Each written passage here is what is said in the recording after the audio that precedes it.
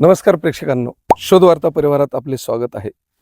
आत्ता ज्या ठिकाणी मी उभा आहे हे एक लातूर शहराजवळ एक छोटंसं खेडेगाव आहे आणि ज्या बोर्ड समोर उभा आहे का, हा बोर्ड कुठल्या राजकीय पक्षाचं फलक नसून हा बोर्ड आहे एका 28 वर्षीय तरुणाचा, ज्या तरुणाने BSc ॲग्री MBA फायनान्स केलं आणि नोकरीच्या मागं न लागता याच शेतामध्ये एक व्यवसाय सुरू केला आणि ज्या व्यवसायाचं हे फलक आहे. या शेतामध्ये त्या तरुणानं शेतामधील निघलेला माल आपल्याकडे आणून गोळा करून त्याच्या माध्यमातून त्यावर प्रक्रिया करायची आणि तो माल लातूर शहरामध्ये जाऊन विकायचा. मग शुभम कदम नावाचा हा उच्च शिक्षित तरुण कोणता व्यवसाय करतो, कशा पद्धतीत करतो, त्याच्या व्यवसाय मागचं रहस्य काय आणि व्यवसाय सुरू झाल्यानंतरचा त्याचा अनुभव कसा आहे, आज आपण पाहणार आहोत. चला तर मग हा शेतकरी पुत्र असलेला किंवा शेतीशी निगडीत असलेला व्यवसाय आज आपण पाहूया. शुभम सर, शोध वार्ता परिवारात तुमचं स्वागत आहे. आपले महाराष्ट्रातील प्रेक्षक आहे त्याला परिचय सांगा तुमचा. नमस्कार, माझं नाव शुभम कदम, राहणार लातूर. माझं शिक्षण BSc ॲग्री MBA फायनान्स झालेलं आहे.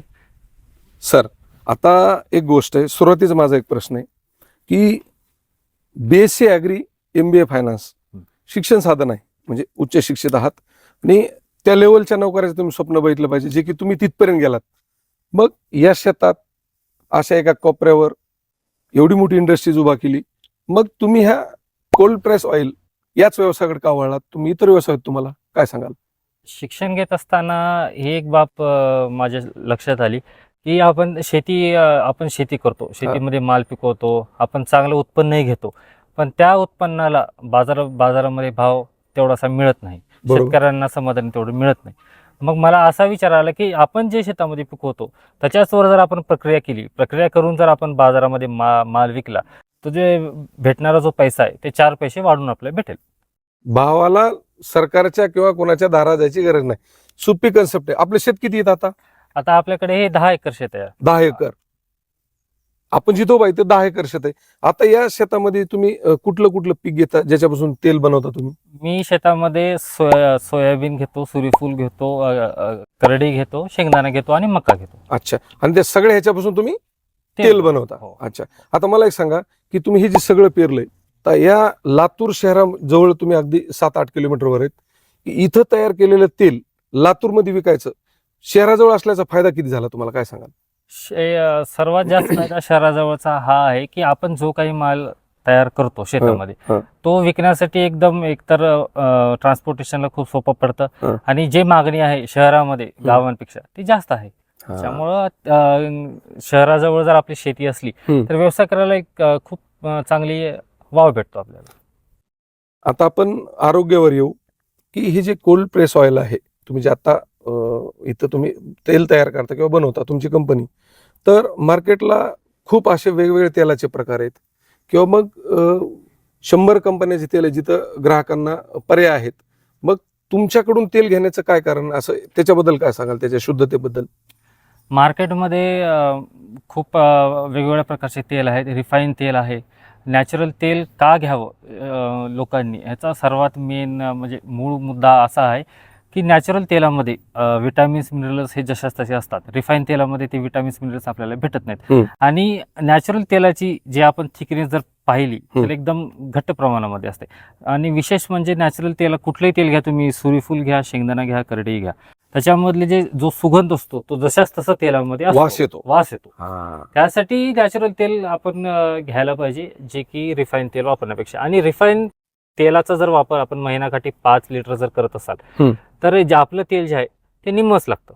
म्हणजे जर रिफाईन तेल आपण एका कुटुंबाला जर 5 लिटर किंवा किलो लागत असेल, हे अर्धच लागतं. त्याचं कारण काय? त्याचं कारण असं आहे की मी आताच तुम्हाला सांगितल्याप्रमाणे त्याची जी थिकनेस आहे ती थिकनेस जाड असल्यामुळं जेव्हा आपण कढईमध्ये तेल टाकतो, जेव्हा आपण तापवतो, तो तेल पसरतं. जेणेकरून जे आपण क्वांटिटी समजा रिफाईन तेलाची घेत असलं त्याच्या अर्ध्या प्रमाणात जर घेतलं तर ती क्वांटिटी नंतर तेवढी बरोबर मॅच होते.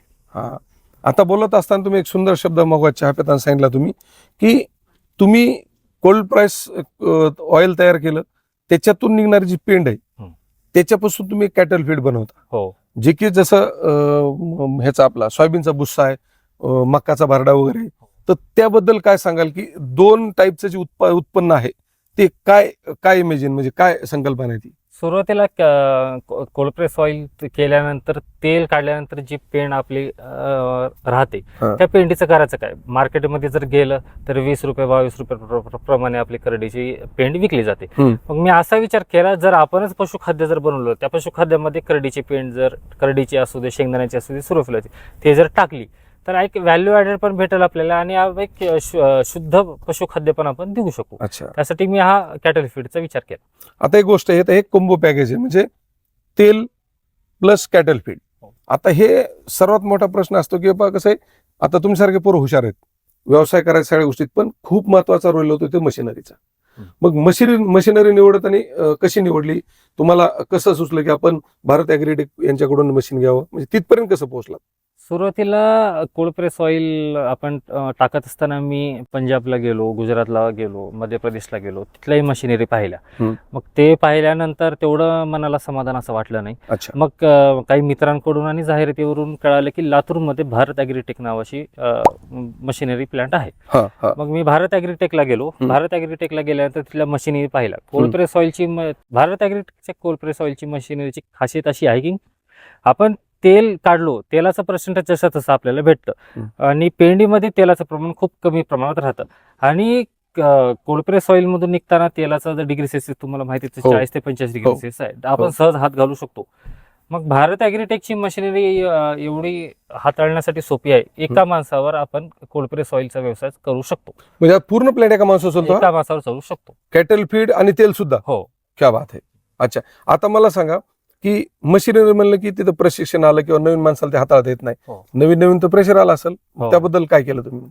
सुरुवातीला मशीन हाताळत असताना त्यांनी तर भारत ॲग्रीटेकची मशीन येत असताना त्यांनी आपल्याला पूर्ण सपोर्ट केलाच होता, पूर्ण मशीनची माहिती दिली होती.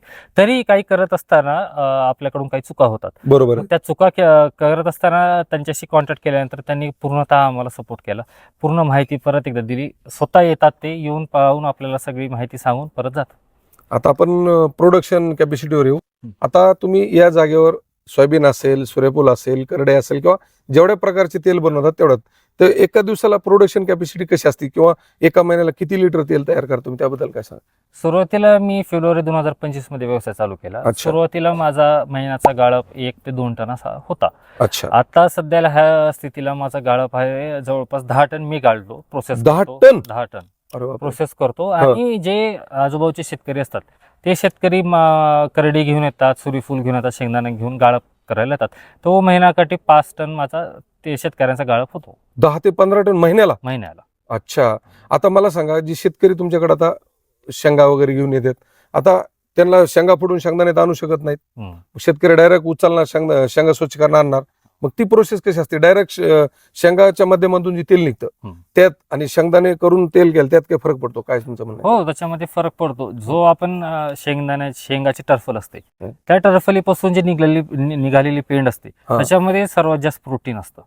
त्यासाठी हा फरक असा आहे की आपण शेंगदाणे डायरेक्ट टाकून गाळण्यापेक्षा टर्फलीचे शेंगा असतात ते जर गाळलं तर त्याचे तेलही चांगलं निघतं आणि शिवाय पेंडही चांगली असते. आणि त्या पेंडीला भाव बाजारभावापेक्षा म्हणजे शेंगदाण्याच्या पेंडीपेक्षा 10 रुपये जास्त. आता कॅटल फीड तयार करतो मी, जे जनावरांचं खाद्य आहे, आता ह्याच्यात तेलाचं प्रमाण जास्त आहे, कारण जे मोठमोठ्या कंपन्यात का ते तेल एकदम त्याला मराठीत का म्हणून निचरून काढून घेतात.